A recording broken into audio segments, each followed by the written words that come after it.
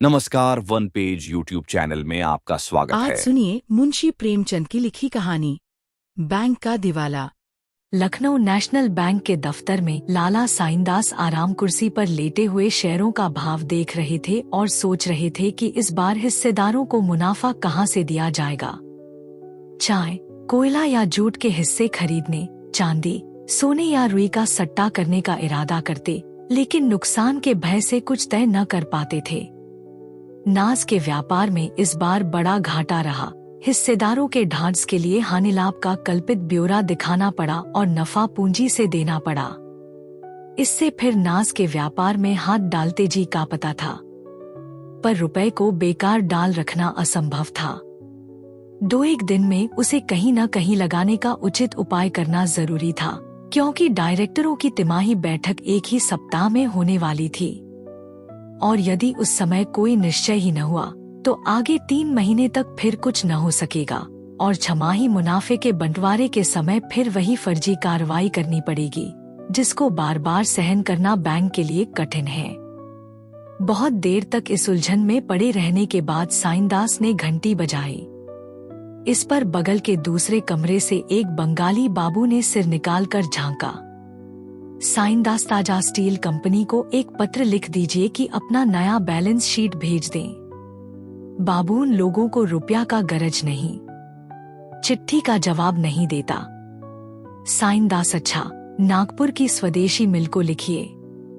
बाबू, उसका कारोबार अच्छा नहीं है, अभी उसके मजदूरों ने हड़ताल किया था, 2 महीना तक मिल बंद रहा। साइंदास जी, तो कहीं लिखो भी। तुम्हारी समझ में सारी दुनिया बेईमानों से भरी है। बाबू बाबा, लिखने को तो हम सब जगह लिख दें, मगर खाली लिख देने से तो कुछ लाभ नहीं होता। लाला साइंदास अपनी कुल प्रतिष्ठा और मर्यादा के कारण बैंक के मैनेजिंग डायरेक्टर हो गए थे, पर व्यावहारिक बातों से अपरिचित थे। यही बंगाली बाबू इनके सलाहकार थे और बाबू साहब को किसी कारखाने या कंपनी पर भरोसा न था। इन्हीं के अविश्वास के कारण पिछले साल बैंक का रुपया संदूक से बाहर न निकल सका था और अब वही रंग फिर दिखाई देता था। साइंदास को इस कठिनाई से बचने का कोई उपाय न सूझता था, न इतनी हिम्मत थी कि अपने भरोसे किसी व्यापार में हाथ डालें। बेचैनी की दशा में उठकर कमरे में टहलने लगे कि दरबान ने आकर खबर दी, बरहल की महारानी की सवारी आई है। लाला साइंदास चौंक पड़े। बरहल की महारानी को लखनऊ आए 3-4 दिन हुए थे और हर एक के मुंह से उन्हीं की चर्चा सुनाई देती थी। कोई उनके पहनावे पर मुग्ध था, कोई सुंदरता पर, कोई उनकी स्वच्छंद वृत्ति पर। यहाँ तक कि उनकी दासियां और सिपाही आदि भी लोगों की चर्चा के पात्रा बने हुए थे। रॉयल होटल के द्वार पर दर्शकों की भीड़ लगी रहती है। कितने ही शौकीन, बेफिक्रे लोग इतरफरोश, बजाज या तंबाकूगर का वेश धरकर उनका दर्शन कर चुके थे। जिधर से महारानी की सवारी निकल जाती, दर्शकों के ठट लग जाते थे। वाह वाह, क्या शान है! ऐसी इराकी जोड़ी लाट साहब के सिवा किसी राजारेस के यहाँ तो शायद ही निकले, और सजावट भी क्या खूब है। भाई, ऐसे गोरे आदमी तो यहाँ भी दिखाई नहीं देते। यहाँ के रईस तो मृगांक, चंद्रोदय और ईश्वर जाने क्या क्या खाक बला खाते हैं, पर किसी के बदन पर तेज या प्रकाश का नाम नहीं। ये लोग न जाने क्या भोजन करते और किस कुएं का पानी पीते हैं कि जिसे देखिए ताजा सेव बना हुआ है। यह सब जलवायु का प्रभाव है। बरहल उत्तर दिशा में नेपाल के समीप अंग्रेजी राज्य में एक रियासत थी। यद्यपि जनता उसे बहुत मालदार समझती थी, पर वास्तव में उस रियासत की आमदनी 2 लाख से अधिक न थी। हाँ, क्षेत्रफल बहुत विस्तृत था, बहुत भूमि ऊसर और उजाड़ थी। बसा हुआ भाग भी पहाड़ी और बंजर था। जमीन बहुत सस्ती उठती थी। लाला साइंदास ने तुरंत अलगनी से रेशमी सूट उतार कर पहन लिया और मेज पर आकर शान से बैठ गए, मानो राजा रानियों का यहाँ आना कोई साधारण बात है। दफ्तर के क्लर्क भी संभल गए। सारे बैंक में सन्नाटे की हलचल पैदा हो गई। दरबान ने पगड़ी संभाली, चौकीदार ने तलवार निकाली और अपने स्थान पर खड़ा हो गया। पंखाकुली की मीठी नींद भी टूटी और बंगाली बाबू महारानी के स्वागत के लिए दफ्तर से बाहर निकले। साइनदास ने बाहरी ठाट तो बना लिया, किंतु चित्त आशा और भय से चंचल हो रहा था। एक रानी से व्यवहार करने का यह पहला ही अवसर था। घबराते थे कि बात करते बने या न बने। रईसों का मिजाज आसमान पर होता है। मालूम नहीं, मैं बात करने में कहीं चूक जाऊं। उन्हें इस समय अपने में एक कमी मालूम हो रही थी। वह राजसी नियमों से अनभिज्ञ थे। उनका सम्मान किस प्रकार करना चाहिए, उनसे बातें करने में किन बातों का ध्यान रखना चाहिए, उनकी मर्यादा रक्षा के लिए कितनी नम्रता उचित है, इस प्रकार के प्रश्न से वह बड़े असमंजस में पड़े हुए थे और जी चाहता था किसी तरह परीक्षा से शीघ्र ही छुटकारा हो जाए। व्यापारियों, मामूली जमींदारों या रईसों से वह रुखाई और सफाई का बर्ताव किया करते थे और पढ़े लिखे सज्जनों से शील और शिष्टता का। उन अवसरों पर उन्हें किसी विशेष विचार की आवश्यकता न होती थी, पर इस समय बड़ी परेशानी हो रही थी। जैसे कोई लंकावासी तिब्बत में आ गया हो, जहाँ के रस्म रिवाज और बातचीत का उसे ज्ञान न हो। एकाएक उनकी दृष्टि घड़ी पर पड़ी। तीसरे पहर के 4 बज चुके थे, परंतु घड़ी अभी दोपहर की नींद में मग्न थी। तारीख की सुई ने दौड़ में समय को भी मात कर दिया था। वह जल्दी से उठे कि घड़ी को ठीक कर दें। इतने में महारानी का कमरे में पदार्पण हुआ। साइनदास ने घड़ी को छोड़ा और महारानी के निकट जा बगल में खड़े हो गए। निश्चय न कर सके कि हाथ मिलाएं या झुककर सलाम करें। रानी जी ने स्वयं हाथ बढ़ाकर उन्हें इस उलझन से छुड़ाया। जब कुर्सियों पर बैठ गए तो रानी के प्राइवेट सेक्रेटरी ने व्यवहार की बातचीत शुरू की। बरहल की पुरानी गाथा सुनाने के बाद उसने उन उन्नतियों का वर्णन किया जो रानी साहब के प्रयत्न से हुई थी। इस समय नहरों की एक शाखा निकालने के लिए 10 लाख रुपयों की आवश्यकता थी, परंतु उन्होंने एक हिंदुस्तानी बैंक से ही व्यवहार करना अच्छा समझा। अब यह निर्णय नेशनल बैंक के हाथ में था कि वह इस अवसर से लाभ उठाना चाहता है या नहीं। बंगाली बाबू हम रुपया दे सकता है, मगर कागज पत्तर देखे बिना कुछ नहीं कर सकता। सेक्रेटरी, आप कोई जमानत चाहते हैं? साइनदास उदारता से बोले, महाशय, जमानत के लिए आपकी जबान ही काफी है। बंगाली बाबू, आपके पास रियासत का कोई हिसाब किताब है? लाला साइनदास को अपने हेड क्लर्क का दुनियादारी का बर्ताव अच्छा न लगता था। वह इस समय उदारता के नशे में चूर थे। महारानी की सूरत ही पक्की जमानत थी।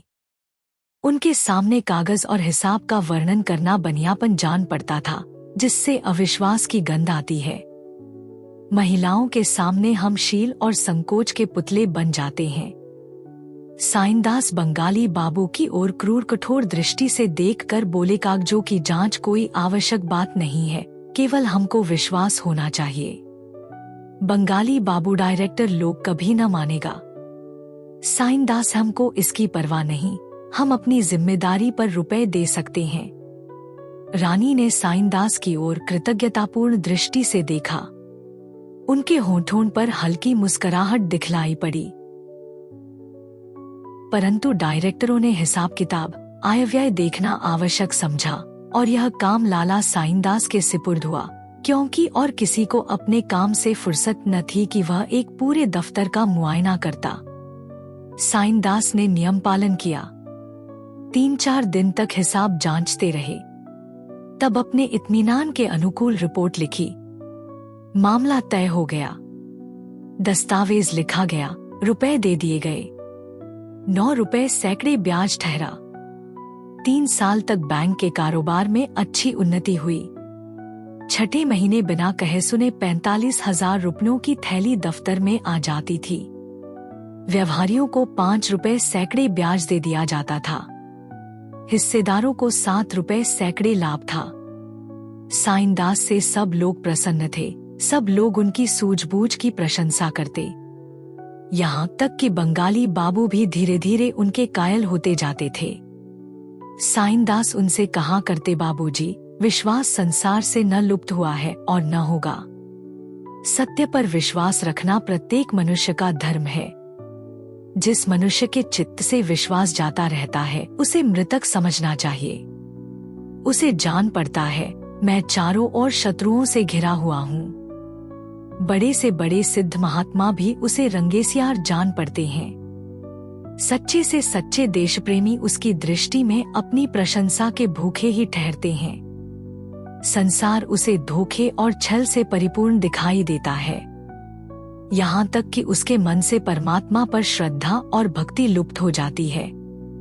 एक प्रसिद्ध फिलासफर का कथन है कि प्रत्येक मनुष्य को जब तक कि उसके विरुद्ध कोई प्रत्यक्ष प्रमाण न पाओ भलामानस समझो। वर्तमान शासन प्रथा इसी महत्वपूर्ण सिद्धांत पर गठित है। और घृणा तो किसी से करनी ही न चाहिए। हमारी आत्माएं पवित्र हैं। उनसे घृणा करना परमात्मा से घृणा करने के समान है। मैं यह नहीं कहता हूँ कि संसार में कपट छल है ही नहीं, है और बहुत अधिकता से है, परंतु उसका निवारण अविश्वास से नहीं मानव चरित्र के ज्ञान से होता है और यह ईश्वर दत्त गुण है। मैं यह दावा तो नहीं करता, परंतु मुझे विश्वास है कि मैं मनुष्य को देखकर उसके आंतरिक भावों तक पहुंच जाता हूँ। कोई कितना ही वेश बदले, रंगरूप सवारे, परंतु मेरी अंतर्दृष्टि को धोखा नहीं दे सकता। यह भी ध्यान रखना चाहिए कि विश्वास से विश्वास उत्पन्न होता है और अविश्वास से अविश्वास। यह प्राकृतिक नियम है। जिस मनुष्य को आप शुरू से ही धूर्त, कपटी, दुर्जन समझ लेंगे, वह कभी आपसे निष्कपट व्यवहार न करेगा। वह एकाएक आपको नीचा दिखाने का यत्न करेगा। इसके विपरीत आप एक चोर पर भी भरोसा करें तो वह आपका दास हो जाएगा। सारे संसार को लूटे परंतु आपको धोखा न देगा। वह कितना ही कुकर्मी, अधर्मी क्यों न हो, पर आप उसके गले में विश्वास की जंजीर डालकर उसे जिस ओर चाहें ले जा सकते हैं। यहाँ तक कि वह आपके हाथों पुण्यात्मा भी बन सकता है। बंगाली बाबू के पास इन दार्शनिक तर्कों का कोई उत्तर न था। चौथे वर्ष की पहली तारीख थी। लाला साइंदास बैंक के दफ्तर में बैठे डाकिये की राह देख रहे थे। आज बरहल से 45,000 रुपए आवेंगे। अब की इनका इरादा था कि कुछ सजावट के सामान और मोल ले लें। अब तक बैंक में टेलीफोन नहीं था, उसका भी तखमीना मंगा लिया था। आशा की आभा चेहरे से झलक रही थी। बंगाली बाबू से हंसकर कहते थे, इस तारीख को मेरे हाथों में अदबदा के खुजली होने लगती है। आज भी हथेली खुजला रही है। कभी दफ्तरी से कहते, अरे मियाँ शराफत, जरा सगुन तो विचारो, सिर्फ सूद ही सूद आ रहा है या दफ्तर वालों के लिए नजराना शुक्राना भी। आशा का प्रभाव कदाचित स्थान पर भी होता है। बैंक भी आज खुला हुआ दिखाई पड़ता था। डाकिया ठीक समय पर आया। साइंदास ने लापरवाही से उसकी ओर देखा। उसने अपनी थैली से कई रजिस्ट्री लिफाफे निकाले। साइंदास ने लिफाफे को उड़ती निगाहों से देखा। बरहल का कोई लिफाफा न था, न बीमा, न मुहर, न वह लिखावट। कुछ निराशा सी हुई। जी में आया, डाकिये से पूछें, कोई रजिस्ट्री रह तो नहीं गई, पर रुक गए। दफ्तर के क्लर्कों के सामने इतना अधैर्य अनुचित था। किंतु जब डाकिया चलने लगा तब उनसे न रहा गया। पूछ ही बैठे, रे भाई, कोई बीमा का लिफाफा रह तो नहीं गया? आज उसे आना चाहिए था। डाकिये ने कहा, सरकार, भला ऐसी बात हो सकती है? और कहीं भूल चूक चाहे हो भी जाए, पर आपके काम में कहीं भूल हो सकती है? साइंदास का चेहरा उतर गया, जैसे कच्चे रंग पर पानी पड़ जाए। डाकिया चला गया तो बंगाली बाबू से बोले, देर क्यों हुई? और तो कभी ऐसा न होता था। बंगाली बाबू ने निष्ठुर भाव से उत्तर दिया, किसी कारण से देर हो गया होगा। घबराने की कोई बात नहीं। निराशा असंभव को संभव बना देती है। साइंदास को इस समय यह ख्याल हुआ कि कदाचित पार्सल से रुपए आते हों। हो सकता है 3,000 अशर्फियों का पार्सल करा दिया हो। यद्यपि इस विचार को औरों पर प्रकट करने का उन्हें साहस न हुआ, पर उन्हें यह आशा उस समय तक बनी रही जब तक पार्सल वाला डाकिया वापस नहीं गया। अंत में संध्या को वह बेचैनी की दशा में उठकर घर चले गए। अब खतिया तार का इंतजार था। 2-3 बार झुंझला कर उठे, डांट कर पत्र लिखूं और साफ साफ कह दूं कि लेनदेन के मामले में वादा पूरा न करना विश्वासघात है। एक दिन की देर भी बैंक के लिए घातक हो सकती है। इससे यह होगा कि फिर कभी ऐसी शिकायत करने का अवसर न मिलेगा। परंतु फिर कुछ सोच कर न लिखा। शाम हो गई थी, कई मित्र आ गए, गपशप होने लगी। इतने में पोस्टमैन ने शाम की डाक दी। यूं वह पहले अखबारों को खोला करते पर आज चिट्ठियां खोली, किंतु बरहल का कोई खत न था। तब बेदम हो एक अंग्रेजी अखबार खोला। पहले ही तार का शीर्षक देखकर उनका खून सर्द हो गया। लिखा था, कल शाम को बरहल की महारानी जी का 3 दिन की बीमारी के बाद देहांत हो गया। इसके आगे एक संक्षिप्त नोट में यह लिखा हुआ था, बरहल की महारानी की अकाल मृत्यु केवल इस रियासत के लिए ही नहीं किंतु समस्त प्रांत के लिए शोकजनक घटना है। बड़े बड़े भिषगाचार्य वैद्यराज अभी रोग की परख भी न कर पाए थे कि मृत्यु ने काम तमाम कर दिया। रानी जी को सदैव अपनी रियासत की उन्नति का ध्यान रहता था। उनके थोड़े से राज्यकाल में ही उनसे रियासत को जो लाभ हुए हैं वे चिरकाल तक स्मरण रहेंगे। यद्यपि यह मानी हुई बात थी कि राज्य उनके बाद दूसरे के हाथ जाएगा, तथापि यह विचार कभी रानी साहिबा के कर्तव्य पालन में बाधक नहीं बना। शास्त्रानुसार उन्हें रियासत की जमानत पर ऋण लेने का अधिकार न था, परंतु प्रजा की भलाई के विचार से उन्हें कई बार इस नियम का उल्लंघन करना पड़ा। हमें विश्वास है कि यदि वह कुछ दिन और जीवित रहती तो रियासत को ऋण से मुक्त कर देती।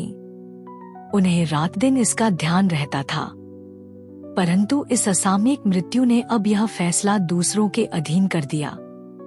देखना चाहिए इन ऋणों का क्या परिणाम होता है। हमें विश्वस्त रीति से यह मालूम हुआ है कि नए महाराज ने, जो आजकल लखनऊ में विराजमान है, अपने वकीलों की सम्मति के अनुसार मृतक महारानी के ऋण संबंधी हिसाबों को चुकाने से इनकार कर दिया है। हमें भय है कि इस निश्चय से महाजनी टोले में बड़ी हलचल पैदा होगी और लखनऊ के कितने ही धन संपत्ति के स्वामियों को यह शिक्षा मिल जाएगी कि ब्याज का लोभ कितना अनिष्टकारी होता है। लाला साइंदास ने अखबार मेज पर रख दिया और आकाश की ओर देखा, जो निराशा का अंतिम आश्रय है। अन्य मित्रों ने भी यह समाचार पढ़ा। इन प्रश्न पर वाद विवाद होने लगा। साइंदास पर चारों ओर से बौछार पड़ने लगी। सारा दोष उन्हीं के सिर पर मढ़ा गया और उनकी चिरकाल की कार्यकुशलता और परिणामदर्शिता मिट्टी में मिल गई। बैंक इतना बड़ा घाटा सहने में असमर्थ था। अब यह विचार उपस्थित हुआ कि कैसे उसके प्राणों की रक्षा की जाए। शहर में यह खबर फैलते ही लोग अपने रुपए वापस लेने के लिए आतुर हो गए। सुबह से शाम तक लेनदारों का तांता लगा रहता था। जिन लोगों का धन चालू हिसाब में जमा था, उन्होंने तुरंत निकाल लिया, कोई उज्र न सुना। यह उसी पत्र के लेख का फल था कि नेशनल बैंक की साख उठ गई। धीरज से काम लेते तो बैंक संभल जाता, परंतु आंधी और तूफान में कौन नौका स्थिर रह सकती है। अंत में खजांची ने टाट उलट दिया। बैंक की नसों से इतनी रक्तधाराएं निकली कि वह प्राणरहित हो गया। 3 दिन बीत चुके थे। बैंक घर के सामने सहस्त्रों आदमी एकत्र थे। बैंक के द्वार पर सशस्त्र सिपाहियों का पहरा था। नाना प्रकार की अफवाहें उड़ रही थी। कभी खबर उड़ती, लाल साइंदास ने विषपान कर लिया। कोई उनके पकड़े जाने की सूचना लाता था। कोई कहता था डायरेक्टर हवालात के भीतर हो गए। एकाएक सड़क पर से एक मोटर निकली और बैंक के सामने आकर रुक गई। किसी ने कहा बरहल के महाराज की मोटर है। इतना सुनते ही सैकड़ों मनुष्य मोटर की ओर घबराए हुए दौड़े और उन लोगों ने मोटर को घेर लिया। कुंवर जगदीश सिंह महारानी की मृत्यु के बाद वकीलों से सलाह लेने लखनऊ आए थे। बहुत कुछ सामान भी खरीदना था। वे इच्छाएं जो चिरकाल से ऐसे सोवसर की प्रतीक्षा में बंधी थी, पानी की भांति राह पाकर उबली पड़ती थी। यह मोटर आज ही ली गई थी। नगर में एक कोठी लेने की बातचीत हो रही थी। बहुमूल्य विलास वस्तुओं से लदी एक गाड़ी बरहल के लिए चल चुकी थी। यहाँ भीड़ देखी तो सोचा कोई नवीन नाटक होने वाला है। मोटर रोक दी। इतने में सैकड़ों की भीड़ लग गई। कुंवर साहब ने पूछा, यहाँ आप लोग क्यों जमा हैं? कोई तमाशा होने वाला है क्या? एक महाशय जो देखने में कोई बिगड़े रईस मालूम होते थे बोले, जी हाँ, बड़ा मजेदार तमाशा है। कुंवर, किसका तमाशा है? वह तकदीर का। कुंवर महाशय को यह उत्तर पाकर आश्चर्य तो हुआ, परंतु सुनते आए थे कि लखनऊ वाले बात बात में बात निकाला करते हैं, अतः उसी ढंग से उत्तर देना आवश्यक हुआ। बोले, तकदीर का खेल देखने के लिए यहाँ आना तो आवश्यक नहीं। लखनवी महाशय ने कहा, आपका कहना सच है, लेकिन दूसरी जगह यह मजा कहा। यहाँ सुबह से शाम तक के बीच भाग्य ने कितनों को धनी से निर्धन और निर्धन से भिखारी बना दिया। सवेरे जो लोग महल में बैठे थे उन्हें इस समय वृक्ष की छाया भी नसीब नहीं। जिनके द्वार पर सदावर्त खुले थे उन्हें इस समय रोटियों के लाले पड़े हैं। अभी एक सप्ताह पहले जो लोग कालगति, भाग्य के खेल और समय के फेर को कवियों की उपमा समझते थे, इस समय उनकी आ और करुण क्रंदन वियोगियों को भी लज्जित करता है। ऐसे तमाशे और कहाँ देखने में आवेंगे? कुंवर जनाब, आपने तो पहेली को और गाढ़ा कर दिया। देहाती हूँ, मुझसे साधारण तौर से बात कीजिए। इस पर एक सज्जन ने कहा, साहब, यह नेशनल बैंक है, इसका दिवाला निकल गया है। आधा बर्ज, मुझे पहचाना? कुंवर साहब ने उसकी ओर देखा तो मोटर से कूद पड़े और उनसे हाथ मिलाते हुए बोले, अरे मिस्टर नसीम, तुम यहाँ कहाँ? भाई, तुमसे मिलकर बड़ा आनंद हुआ। मिस्टर नसीम कुंवर साहब के साथ देहरादून कॉलेज में पढ़ते थे। दोनों साथ साथ देहरादून की पहाड़ियों पर सैर करते थे, परंतु जब से कुंवर महाशय ने घर के झंझटों से विवश होकर कॉलेज छोड़ा तब से दोनों मित्रों में भेंट न हुई थी। नसीम भी उनके आने के कुछ समय पीछे अपने घर लखनऊ चले आए थे। नसीम ने उत्तर दिया, शुक्र है आपने पहचाना तो। कहिए, अब तो पौबारा है, कुछ दोस्तों की भी सुध है। कुंवर, सच कहता हूँ, तुम्हारी याद हमेशा आया करती थी। कहो, आराम से तो हो। मैं रॉयल होटल में टिका हूँ, आ जाओ तो इत्मीनान से बातचीत हो। नसीम जनाब, इत्मीनान तो नेशनल बैंक के साथ चला गया। अब तो रोजी की फिक्र सवार है। जो कुछ जमा पूंजी थी सब आपको भेंट हुई। इस दिवाले ने फकीर बना दिया। अब आपके दरवाजे पर आकर धरना दूंगा। कुंवर, तुम्हारा घर है, बेखटके आओ। मेरे साथ ही क्यों न चलो? क्या बतलाऊं, मुझे कुछ भी ध्यान न था कि मेरे इनकार करने का यह फल होगा। जान पड़ता है बैंक ने बहुतेरों को तबाह कर दिया। नसीम, घर घर मातम छाया हुआ है। मेरे पास तो इन कपड़ों के सिवा और कुछ नहीं रहा। इतने में एक तिलकधारी पंडित जी आ गए और बोले, साहब, आपके शरीर पर वस्त्र तो हैं, यहाँ तो धरती आकाश कहीं ठिकाना नहीं। राघोजी पाठशाला का अध्यापक हूँ।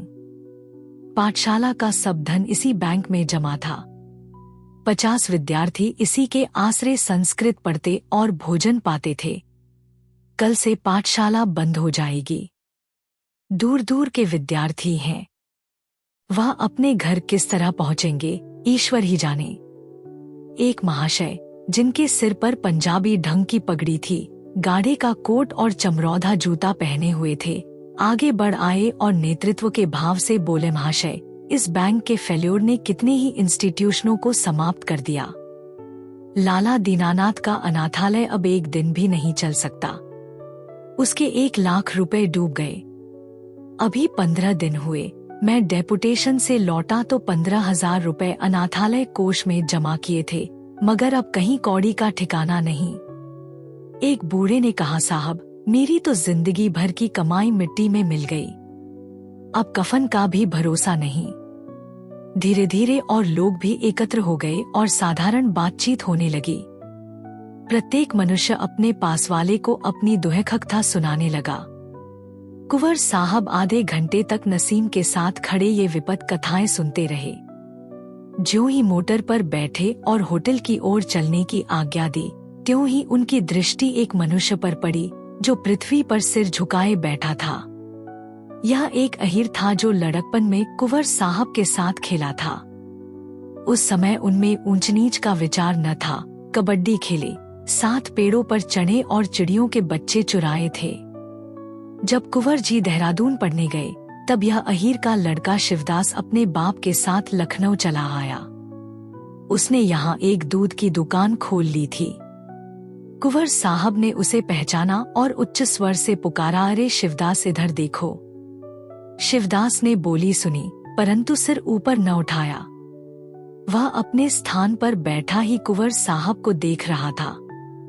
बचपन के वे दिन याद आ रहे थे जब वह जगदीश के साथ गुल्ली डंडा खेलता था, जब दोनों बुढ़े गफूर मियाँ को मुंह चिढ़ाकर घर में छिप जाते थे, जब वह इशारों से जगदीश को गुरुजी के पास से बुला लेता था और दोनों रामलीला देखने चले जाते थे। उसे विश्वास था कि कुंवर जी मुझे भूल गए होंगे। वे लड़कपन की बातें अब कहाँ मैं और कहाँ यह। लेकिन कुंवर साहब ने उसका नाम लेकर बुलाया तो उसने प्रसन्न होकर मिलने के बदले और भी सिर नीचा कर लिया और वहां से टल जाना चाहा। कुंवर साहब की सहृदयता में वह साम्य भाव न था, मगर कुंवर साहब उसे हटते देखकर मोटर से उतरे और उसका हाथ पकड़कर बोले, अरे शिवदास, क्या मुझे भूल गए? अब शिवदास अपने मनोवेग को रोक न सका। उसके नेत्र डबडबा आए। कुंवर के गले से लिपट गया और बोला, भूला तो नहीं, पर आपके सामने आते लज्जा आती है। कुंवर यहाँ दूध की दुकान करते हो क्या? मुझे मालूम ही न था। नहीं, अठवारों से पानी पीते पीते जुकाम क्यों होता? आओ इसी मोटर पर बैठ जाओ, मेरे साथ होटल तक चलो। तुमसे बातें करने को जी चाहता है। तुम्हें बरहल ले चलूंगा और एक बार फिर गुल्ली डंडे का खेल खेलेंगे। शिवदास, ऐसा न कीजिए, नहीं तो देखने वाले हंसेंगे। मैं होटल में आ जाऊंगा। वही हजरतगंज वाले होटल में ठहरे हैं ना? कुंवर, हाँ, अवश्य आओगे ना? शिवदास साहब बुलाएंगे और मैं न आऊंगा? कुंवर, यहाँ कैसे बैठे हो? दुकान तो चल रही है ना? शिवदास, आज सवेरे तक तो चलती थी, आगे का हाल नहीं मालूम। कुंवर, तुम्हारे रुपए भी बैंक में जमा थे क्या? शिवदास, जब आऊंगा तो बताऊंगा। कुंवर साहब मोटर पर आ बैठे और ड्राइवर से बोले, होटल की ओर चलो। ड्राइवर हुजूर ने व्हाइटवे कंपनी की दुकान पर चलने की आज्ञा जो दी थी। कुंवर, अब उधर न जाऊंगा। ड्राइवर, जेकब साहब बारिस्टर के यहाँ भी न चलेंगे? कुंवर झंझलाकर, नहीं, कहीं मत चलो, मुझे सीधे होटल पहुंचाओ। निराशा और विपत्ति के इन दृश्यों ने जगदीश सिंह के चित्त में यह प्रश्न उपस्थित कर दिया था कि अब मेरा क्या कर्तव्य है। आज से 7 वर्ष पूर्व जब बरहल के महाराज ठीक युवावस्था में घोड़े से गिरकर मर गए थे और विरासत का प्रश्न उठा तो महाराज के कोई संतान न होने के कारण वंशक्रम मिलाने से उनके सगे चचेरे भाई ठाकुर राम सिंह को विरासत का हक पहुंचता था। उन्होंने दावा किया, लेकिन न्यायालयों ने रानी को ही हकदार ठहराया। ठाकुर साहब ने अपीलें की, प्रिवी काउंसिल तक गए, परंतु सफलता न हुई। मुकदमेबाजी में लाखों रुपए नष्ट हुए, अपने पास की मिल्कियत भी हाथ से जाती रही, किंतु हार कर भी वह चैन से न बैठे। सदैव विधवा रानी को छेड़ते रहे, कभी असामियों को भड़काते, कभी असामियों से रानी की बुराई करते, कभी उन्हें जाली मुकदमों में फंसाने का उपाय करते, परंतु रानी बड़े जीवट की स्त्री थी। वह भी ठाकुर साहब के प्रत्येक आघात का मुंहतोड़ उत्तर देती। हाँ, इस खींचतान में उन्हें बड़ी बड़ी रकमें अवश्य खर्च करनी पड़ती थीं। असामियों से रुपए न वसूल होते, इसलिए उन्हें बार बार ऋण लेना पड़ता था, परंतु कानून के अनुसार उन्हें ऋण लेने का अधिकार न था। इसलिए उन्हें या तो इस व्यवस्था को छिपाना पड़ता था या सूद की गहरी दर स्वीकार करनी पड़ती थी। कुंवर जगदीश सिंह का लड़कपन तो लाड़ प्यार में बीता था, परंतु जब ठाकुर राम सिंह मुकदमेबाजी से बहुत तंग आ गए और यह संदेह होने लगा कि कहीं रानी की चालों से कुंवर साहब का जीवन संकट में न पड़ जाए, तो उन्होंने विवश होकर कुंवर साहब को देहरादून भेज दिया। कुंवर साहब वहां 2 वर्ष तक तो आनंद से रहे, किंतु ज्यों ही कॉलेज की प्रथम श्रेणी में पहुंचे कि पिता परलोकवासी हो गए। कुंवर साहब को पढ़ाई छोड़नी पड़ी। बरहल चले आए। सिर पर कुटुंब पालन और रानी से पुरानी शत्रुता को निभाने का बोझ आ पड़ा। उस समय से महारानी के मृत्युकाल तक उनकी दशा बहुत गिरी रही। ऋण या स्त्रियों के गहनों के सिवा और कोई आधार न था। उस पर कुल मर्यादा की रक्षा की चिंता भी थी। ये 3 वर्ष तक उनके लिए कठिन परीक्षा के समय थे। आए दिन साहूकारों से काम पड़ता था। उनके निर्दय बाणों से कलेजा छिद गया था। हाकिमों के कठोर व्यवहार और अत्याचार भी सहने पड़ते, परंतु सबसे हृदय विदारक अपने आत्मीयजनों का बर्ताव था, जो सामने बात न करके बगली चोटें करते थे, मित्रता और ऐक्य की आड़ में कपट हाथ चलाते थे। इन कठोर यातनाओं ने कुंवर साहब को अधिकार, स्वेच्छाचार और धन संपत्ति का जानी दुश्मन बना दिया था। वह बड़े भावुक पुरुष थे। संबंधियों की अकृपा और देश बंधुओं की दुर्नीति उनके हृदय पर काला चिन्ह बनाती जाती थी। साहित्य प्रेम ने उन्हें मानव प्रकृति का तत्वान्वेषी बना दिया था, और जहां यह ज्ञान उन्हें प्रतिदिन सभ्यता से दूर लिए जाता था, वहां उनके चित्त में जनसत्ता और साम्यवाद के विचार पुष्ट करता जाता था। उन पर प्रकट हो गया था कि यदि सद्व्यवहार जीवित है, तो वह झोंपड़ों और गरीबों में ही है। उस कठिन समय में जब चारों ओर अंधेरा छाया हुआ था, उन्हें कभी कभी सच्ची सहानुभूति का प्रकाश यहीं दृष्टिगोचर हो जाता था। धन संपत्ति को वह श्रेष्ठ प्रसाद नहीं, ईश्वर का प्रकोप समझते थे, जो मनुष्य के हृदय से दया और प्रेम के भावों को मिटा देता है। यह वह मेघ है जो चित्त के प्रकाशित तारों पर छा जाता है। परंतु महारानी की मृत्यु के बाद ज्यों ही धन संपत्ति ने उन पर वार किया, बस दार्शनिक तर्कों की यह ढाल चूर चूर हो गई। आत्मनिदर्शन की शक्ति नष्ट हो गई।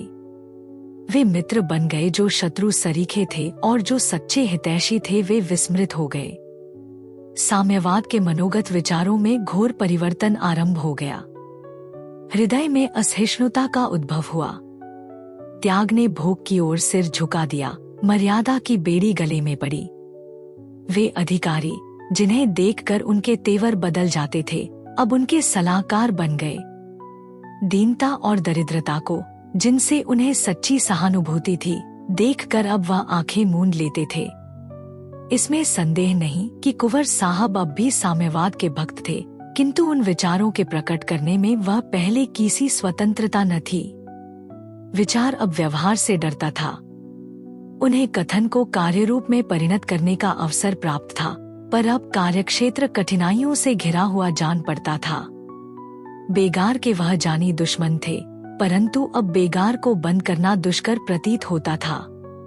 स्वच्छता और स्वास्थ्य रक्षा के वह भक्त थे, किंतु अब धन व्यय न करके भी उन्हें ग्रामवासियों की ही ओर से विरोध की शंका होती थी। असामियों से पोत उगाने में कठोर बर्ताव को वह पाप समझते थे, मगर अब कठोरता के बिना काम चलता न जान पड़ता था। सारांश यह कि कितने ही सिद्धांत, जिन पर पहले उनकी श्रद्धा थी, अब असंगत मालूम होते थे। परंतु आज जो दुखजनक दृश्य बैंक के हाथे में नजर आए, उन्होंने उनके दयाभाव को जागृत कर दिया। उस मनुष्य की सी दशा हो गई, जो नौका में बैठा सुरम्य तट की शोभा का आनंद उठाता हुआ किसी श्मशान के सामने आ जाए, चिता पर लाशें जलती देखे, शोक संतप्तों के करुण क्रंदन को सुने और नाव से उतरकर उनके दुख में सम्मिलित हो जाए। रात के 10 बज गए थे। कुंवर साहब पलंग पर लेटे थे। बैंक के हाथे का दृश्य आंखों के सामने नाच रहा था। वही विलापध्वनि कानों में आ रही थी। चित्त में प्रश्न हो रहा था, क्या इस विडंबना का कारण मैं ही हूँ? मैंने तो वही किया जिसका मुझे कानूनन अधिकार था। यह बैंक के संचालकों की भूल है, जो उन्होंने बिना पूरी जमानत के इतनी रकम कर्ज दे दी। लेनदारों को उन्हीं की गर्दन नापनी चाहिए। मैं कोई खुदाई फौजदार नहीं हूँ कि दूसरों की नादानी का फल भोगूं। फिर विचार पलटा, मैं नाहक इस होटल में ठहरा। 40 रुपए प्रतिदिन देने पड़ेंगे, कोई 400 रुपए के मत्थे जाएगी। इतना सामान भी व्यर्थ ही लिया, क्या आवश्यकता थी? मखमली गद्दे की कुर्सियों या शीशे की सजावट से मेरा गौरव नहीं बढ़ सकता। कोई साधारण मकान 5 रुपए पर ले लेता तो क्या काम न चलता। मैं और साथ के सब आदमी आराम से रहते। यही न होता कि लोग निंदा करते। इसकी क्या चिंता। जिन लोगों के मत्थे यह ठाट कर रहा हूँ, वे गरीब तो रोटियों को तरसते हैं। ये ही 10-12 हजार रुपए लगाकर कुएं बनवा देता तो सहस्त्रों दिनों का भला होता। अब फिर लोगों के चकमे में न आऊंगा। यह मोटरकार व्यर्थ है। मेरा समय इतना महंगा नहीं है कि घंटे आध घंटे की किफायत के लिए 200 रुपए महीने का खर्च बढ़ा लूं। फाका करने वाले असामियों के सामने मोटर दौड़ाना उनकी छातियों पर मूंग दलना है। माना कि वे रोब में आ जाएंगे, जिधर से निकल जाऊंगा सैकड़ों स्त्रियां और बच्चे देखने के लिए खड़े हो जाएंगे, मगर केवल इतने ही दिखावे के लिए इतना खर्च बढ़ाना मूर्खता है। यदि दूसरे रईस ऐसा करते हैं तो करें, मैं उनकी बराबरी क्यों करूं? अब तक 2000 रुपए सालाना में मेरा निर्वाह हो जाता था। अब 2 के बदले 4000 बहुत है। फिर मुझे दूसरों की कमाई इस प्रकार उड़ाने का अधिकार ही क्या है?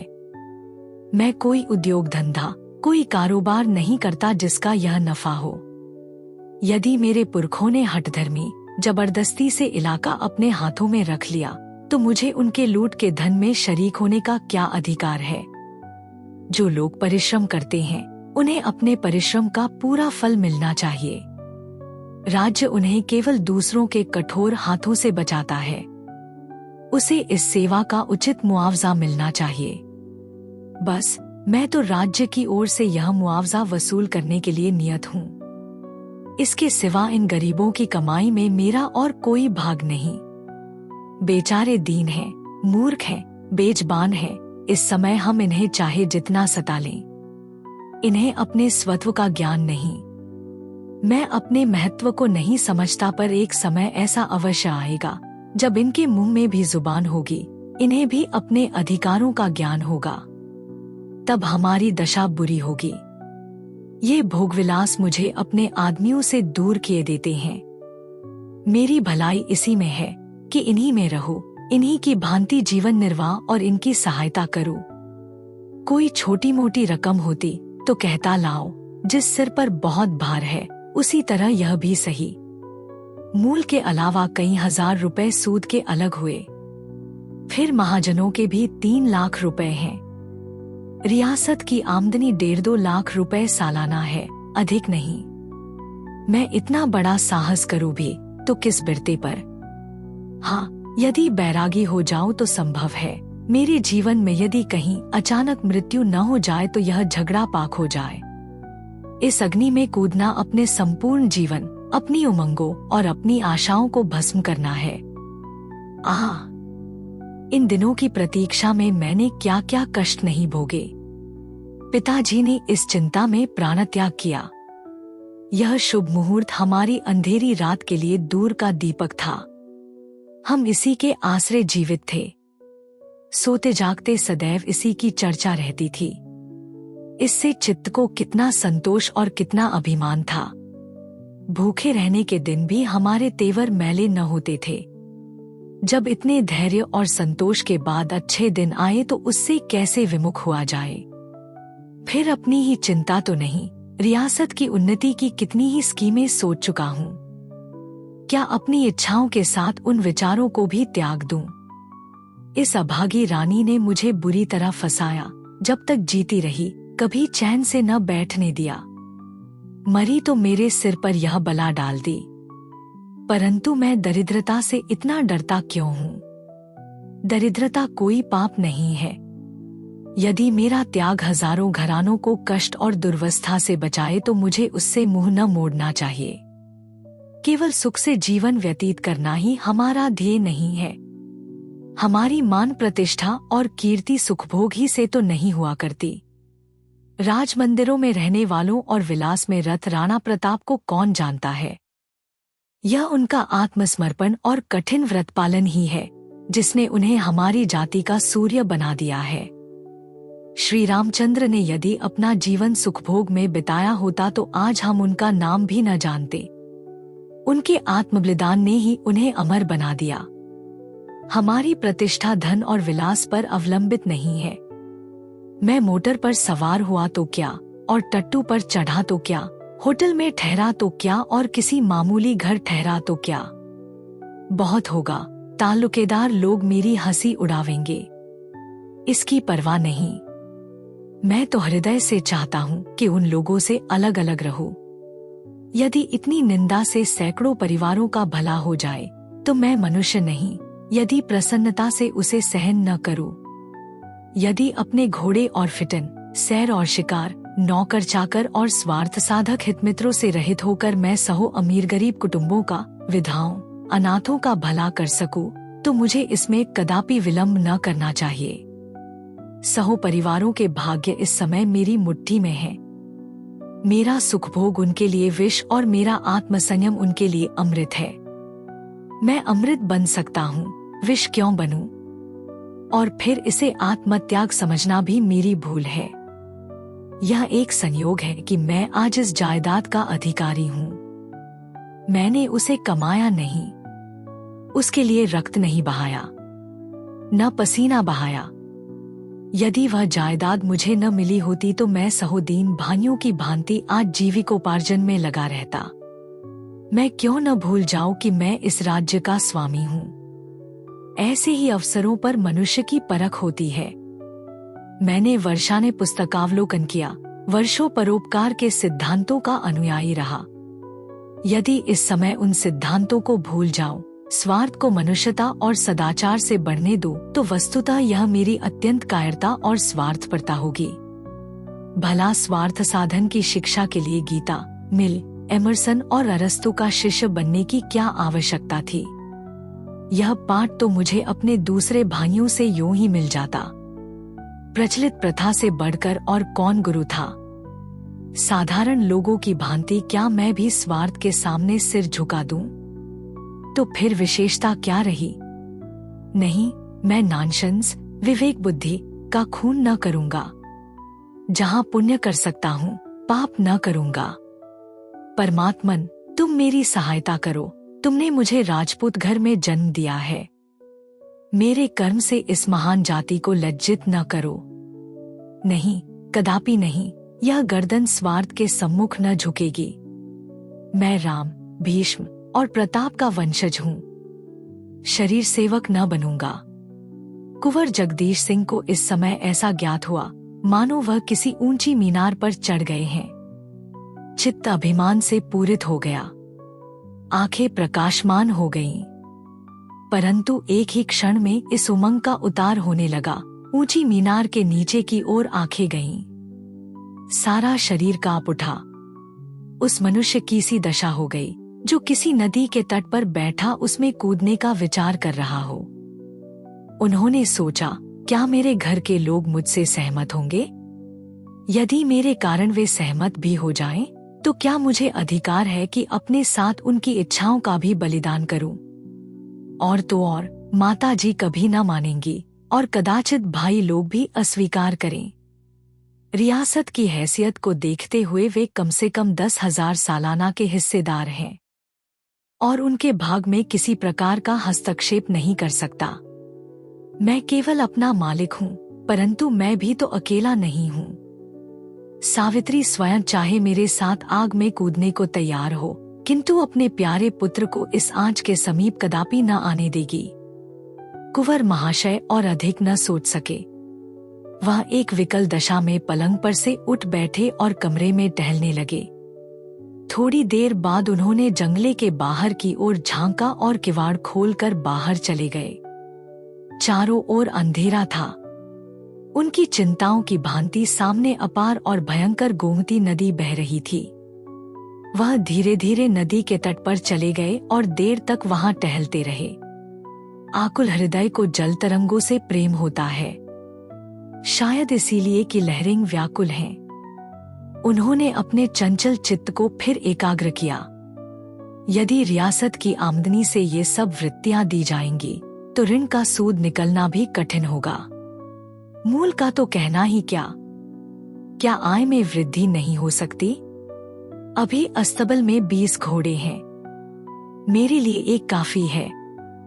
नौकरों की संख्या 100 से कम न होगी, मेरे लिए 2 भी अधिक हैं। यह अनुचित है कि अपने ही भाइयों से नीच सेवाएं कराई जाया।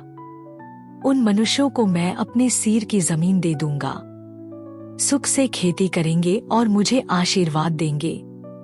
बगीचों के फल अब तक डालियों की भेंट हो जाते थे, अब उन्हें बेचूंगा और सबसे बड़ी आमदनी तो ब्याई की है।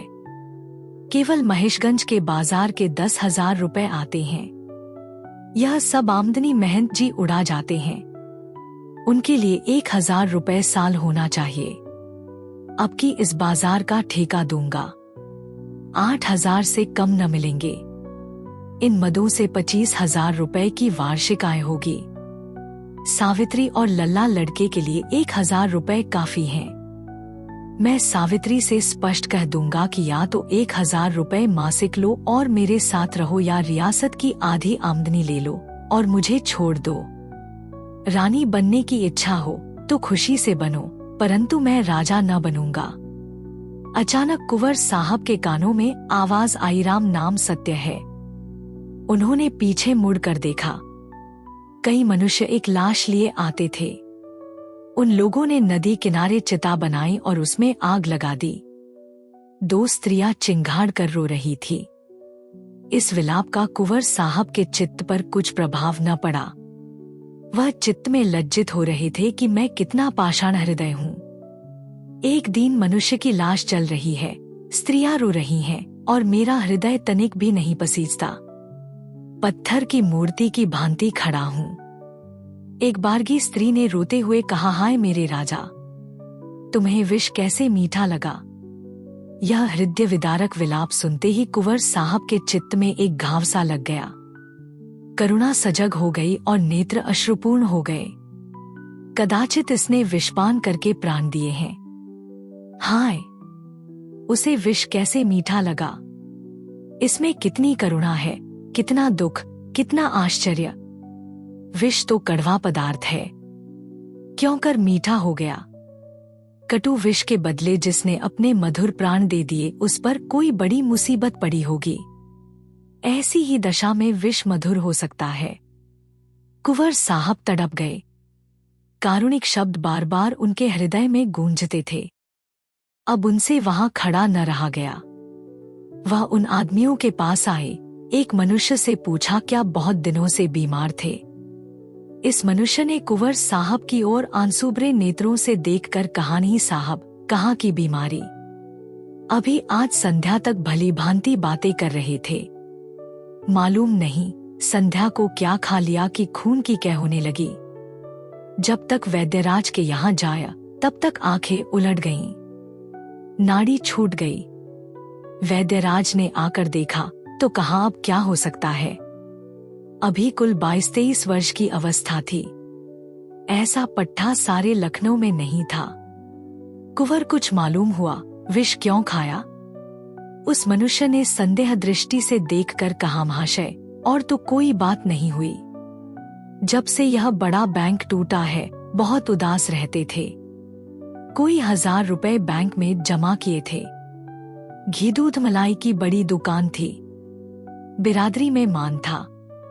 वह सारी पूंजी डूब गई।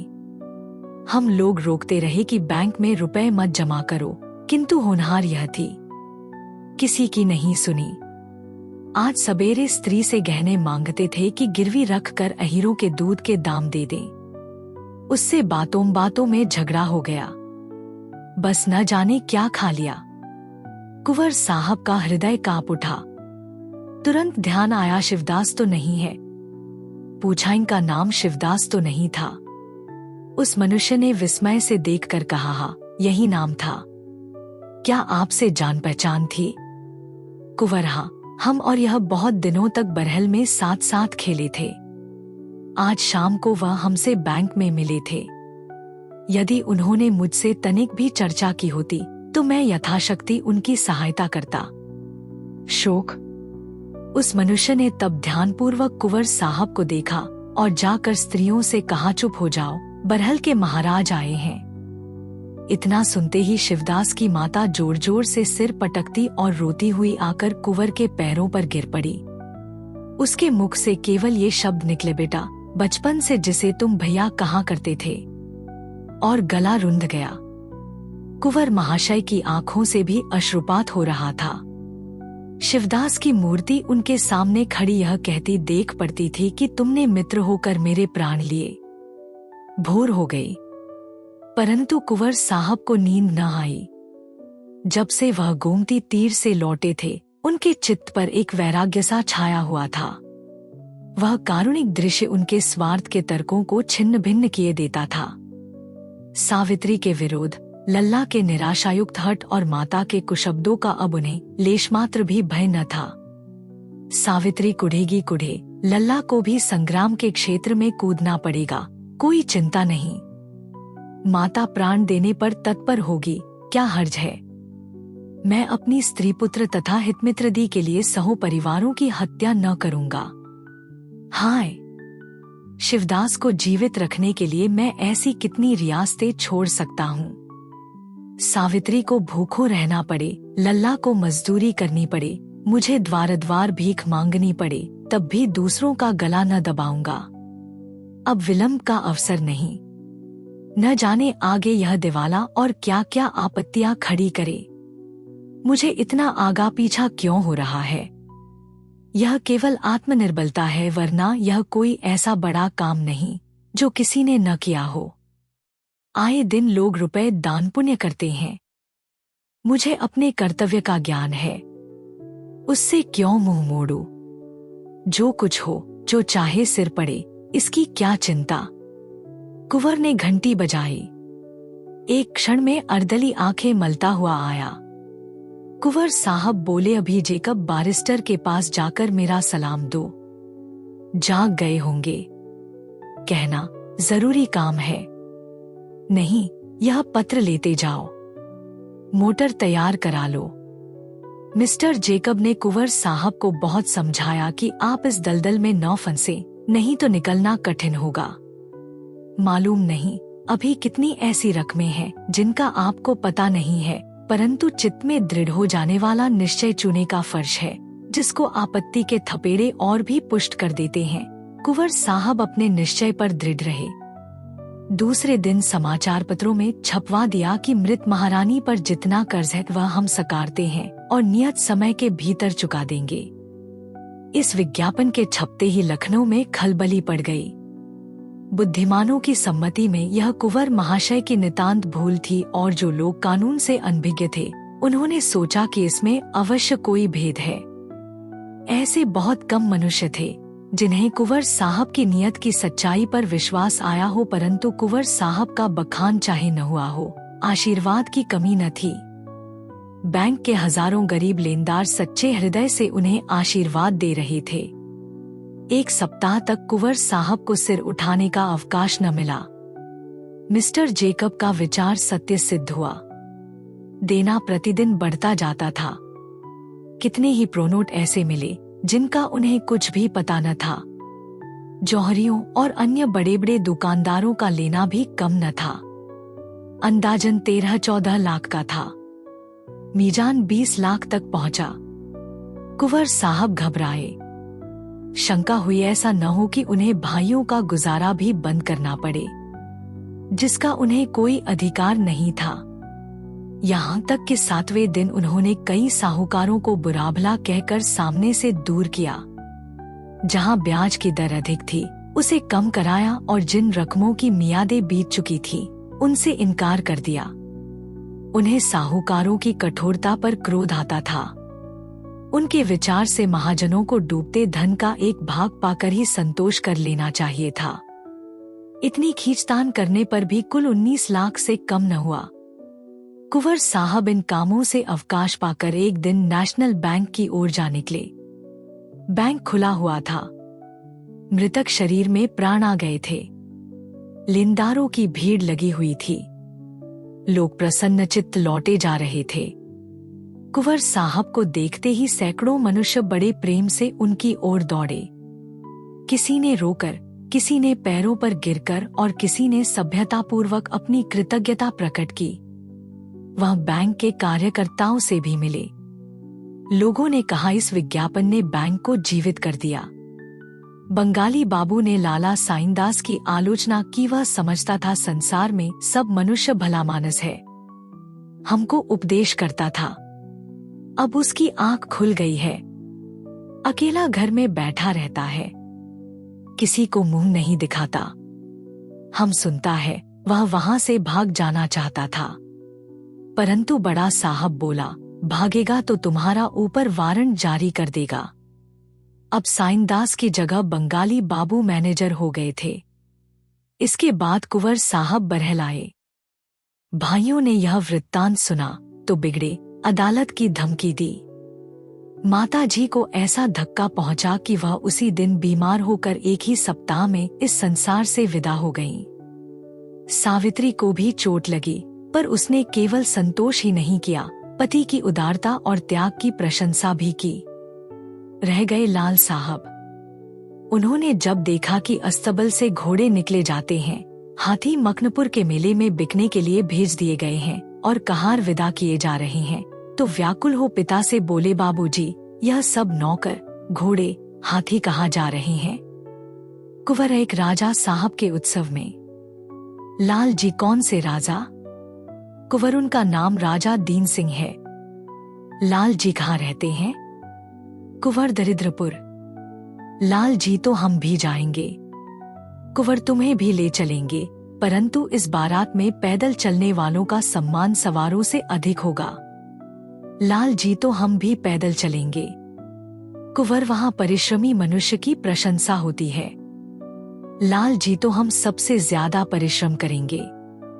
कुंवर साहब के दोनों भाई 5-5 हजार रुपए गुजारा लेकर अलग हो गए। कुंवर साहब अपने और परिवार के लिए कठिनाई से 1000 सालाना का प्रबंध कर सके, पर यह आमदनी एक रईस के लिए किसी तरह पर्याप्त नहीं थी।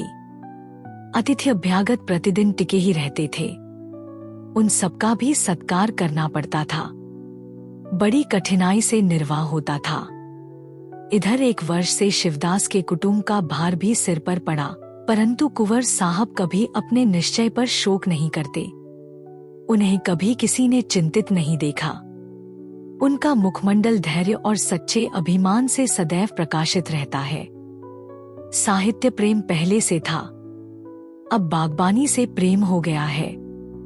अपने बाग में प्रातःकाल से शाम तक पौधों की देखरेख किया करते हैं और लाल साहब तो पक्के कृषक होते दिखाई देते हैं। अभी 9-10 वर्ष से अधिक अवस्था नहीं है, लेकिन अंधेरे मुंह खेत पहुंच जाते हैं। खाने पीने की भी सुध नहीं रहती। उनका घोड़ा मौजूद है, परंतु महीनों उस पर नहीं चढ़ते। उनकी यह धुन देखकर कुंवर साहब प्रसन्न होते हैं और कहा करते हैं, रियासत के भविष्य की ओर से निश्चिंत हूँ। लाल साहब कभी इस पाठ को न भूलेंगे। घर में संपत्ति होती तो सुखभोग, शिकार, दुराचार के सिवा और क्या सूझता। संपत्ति बेचकर हमने परिश्रम और संतोष खरीदा, और यह सौदा बुरा नहीं। सावित्री इतनी संतोषी नहीं। वह कुंवर साहब के रोकने पर भी असामियों से छोटी मोटी भेंट ले लिया करती है और कुल प्रथा नहीं तोड़ना चाहती। अगर आपको यह कहानी पसंद आई तो सब्सक्राइब करें और बेल आइकन दबाएं। अपने सुझाव कमेंट बॉक्स में बताएं। अगली कहानी तक शब्दों की दुनिया में डूबे रहे। धन्यवाद।